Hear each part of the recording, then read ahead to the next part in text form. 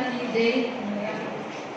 అలాగే ఇక్కడికి ఈ సమావేశం అధ్యక్షత వహిస్తున్న చైర్మన్ గారికి, కమిషనర్ గారికి, మున్సిపల్ సిబ్బందికి, పత్రికా విలేకరులకి, కౌన్సిలర్లకి, కోఆప్షన్ మెంబర్స్కి అందరికీ నమస్కారం తెలియజేసుకుంటున్నాను.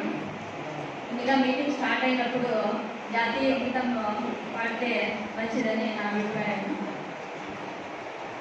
అలాగే చెత్త బండ్ అనేది ఎప్పటికీ అట్లనే ఉంది సార్.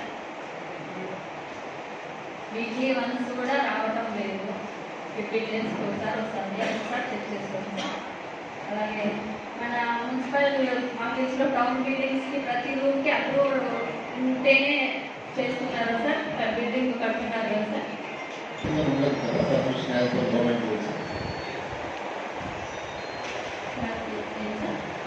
గవర్నమెంట్ రూల్స్ ప్రకారము కౌన్సిల్కి ప్లాన్ అప్రూవల్ చెప్పాలని గవర్నమెంట్ రూల్స్లో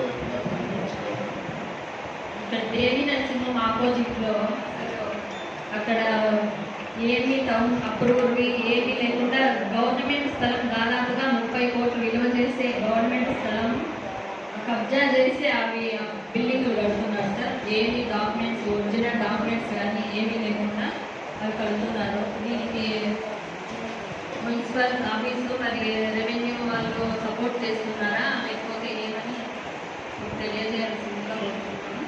వాళ్ళని పిలిచి కూడా విచారణ చేపట్టి ఆ బిల్డింగ్ కట్టాలని కోరుతున్నాను సార్.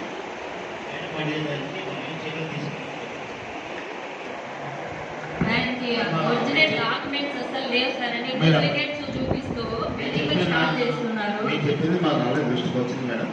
దానికి కోర్టులో కూడా మేము చార్జ్ షీట్ దాఖలు చేశాం. అంటే మనకి ఏంటంటే మున్సిపాలిటీలో డైరెక్ట్గా